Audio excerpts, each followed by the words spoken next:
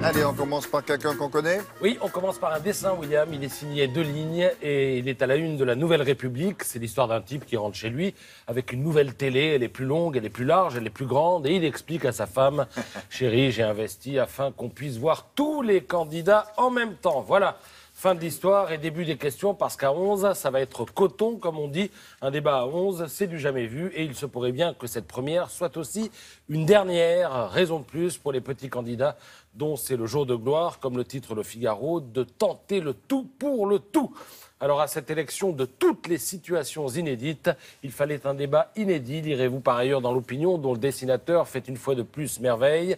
CAC met en scène les animatrices du débat qui peinent à s'y retrouver parmi les schtroumpfs candidats, dont certains devraient retrouver dès après l'élection leur anonymat.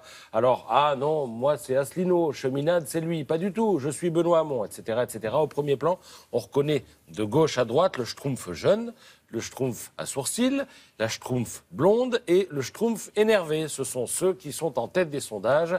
Et je ne suis pas sûr qu'ils aient beaucoup de choses à dire avec aux petits candidats. Dans son édito, d'ailleurs, Paul-Henri Dulimbert en doute un peu.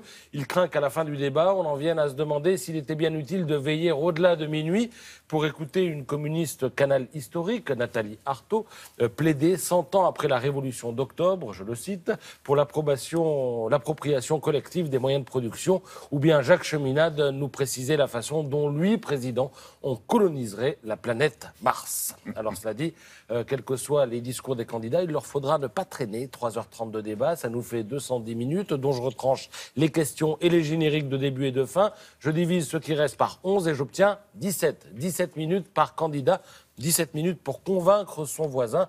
Et quand on voit ce que le tirage au sort a réservé à certains, on se marre par avance. Regardez, Nathalie Arthaud sera à côté de Marine Le Pen. Jacques Cheminade voisinera avec Benoît Hamon. Philippe Poutou sera tout près d'eux, Emmanuel Macron. Et François Fillon et Jean-Luc Mélenchon seront côte à côte. Quelque chose me dit qu'il peut se passer tout et n'importe quoi à n'importe quel moment dans ce débat, par ailleurs ultra millimétré. Chaque candidat a en effet pu convier 12 proches dans le public. Les téléphones portables seront interdits sur le plateau. Les loges sommaires sont de taille identique pour tout le monde et contiennent un même mobilier, c'est-à-dire un bureau de maquillage, un miroir, 4 chaises, une table basse et un canapé. Et entre chaque pupitre, il y aura très exactement 87 cm et 5 mm.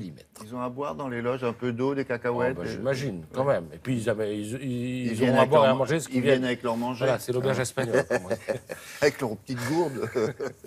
Alors, les favoris ont tout à perdre, hein, car s'ils n'ont pas grand-chose à dire aux petits candidats, il se pourrait bien que les petits candidats, eux, aient des choses à leur dire. Ce qu'on peut craindre dans ce genre de soirée, ce n'est pas tant que Jean Lassalle se mette à chanter, comme il le fit jadis à l'Assemblée nationale, mais qu'il y ait agression. Et les organisateurs du débat n'en sont que trop conscients. Ils expliquent donc dans le Parisien ce matin qu'ils ont sensibilisé les équipes des candidats au fait que les Français jugeraient aussi les candidats sur leur courtoisie.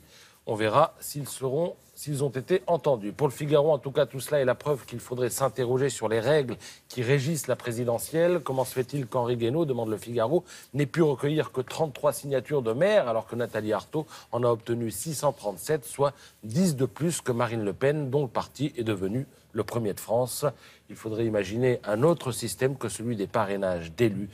Explique-t-on ce matin dans le Figaro. Si ce débat a un mérite, c'est d'en avoir ouvert un autre, utile éventuellement pour l'avenir. Merci, à tout à l'heure.